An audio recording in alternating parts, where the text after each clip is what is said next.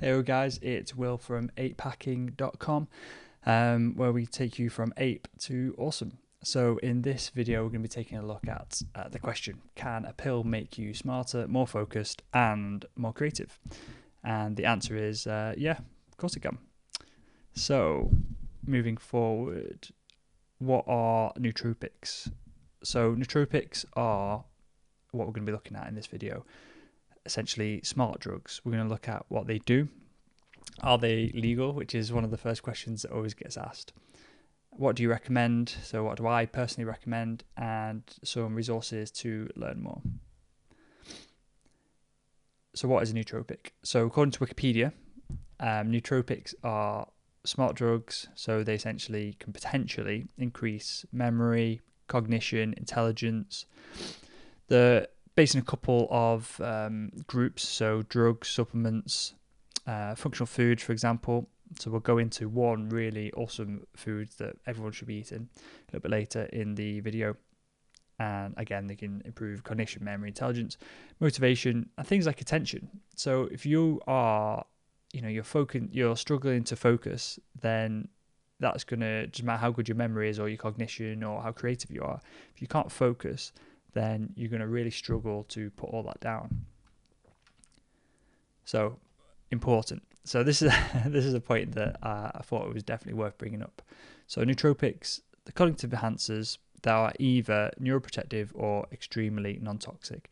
So this means that they can be taken at ridiculous dosage is that you're never going to take.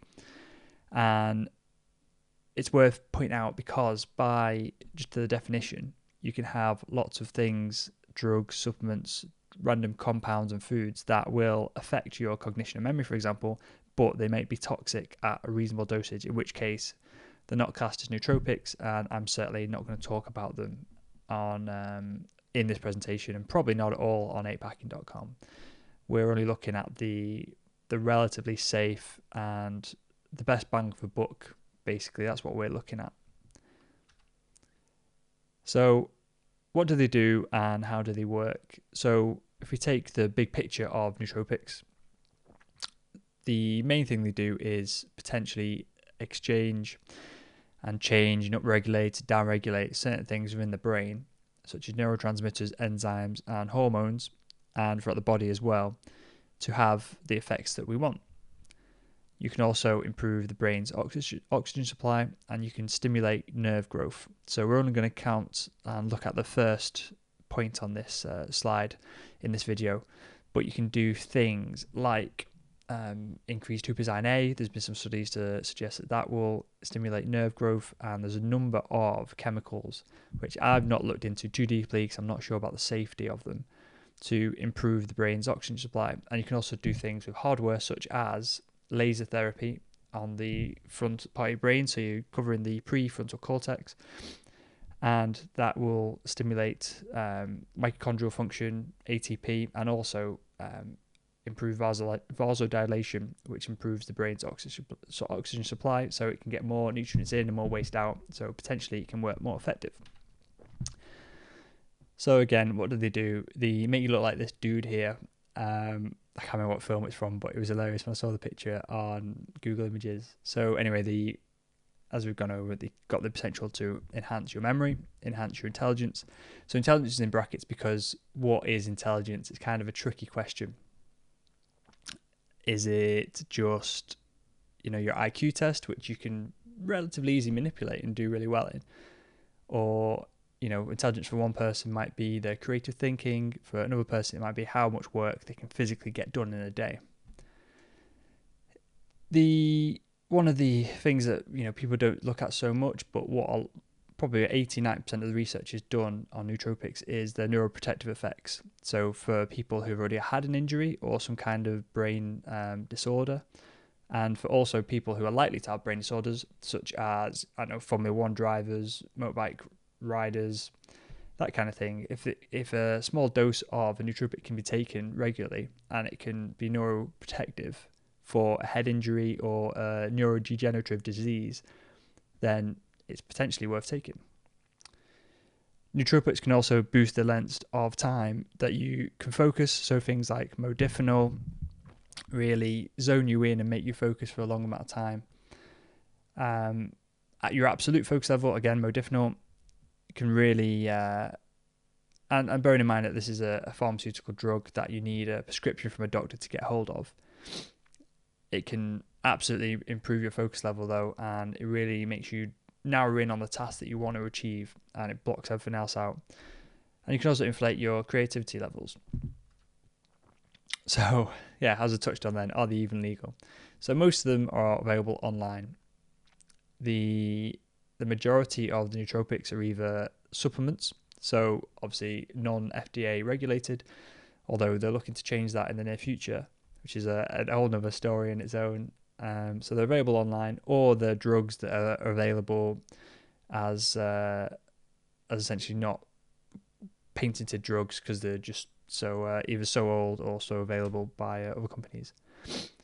And they're also things like modafinil, people, which I massively advise against. Some people, for example, students take things like Adderall to help them study.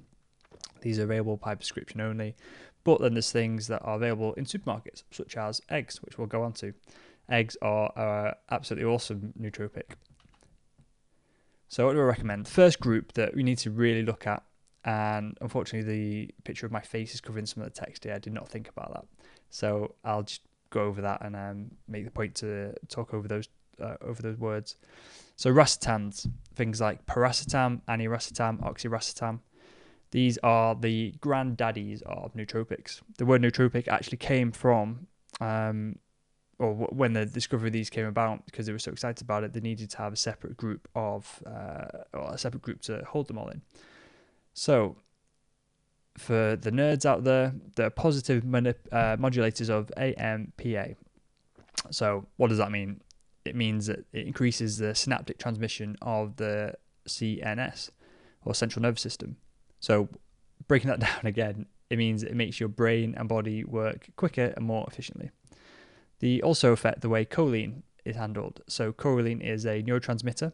So that means in between your synapses, there's essentially a gap, and there's got to be a chemical to take information from one to the other.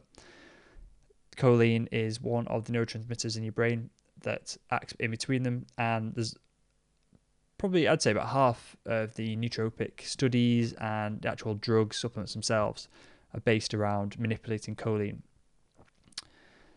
If you can make more of it using precursors, if you can make it stay around for longer by stopping it being broken down, then you can affect in different ways how your brain functions and how you feel, and things like your focus and creativity.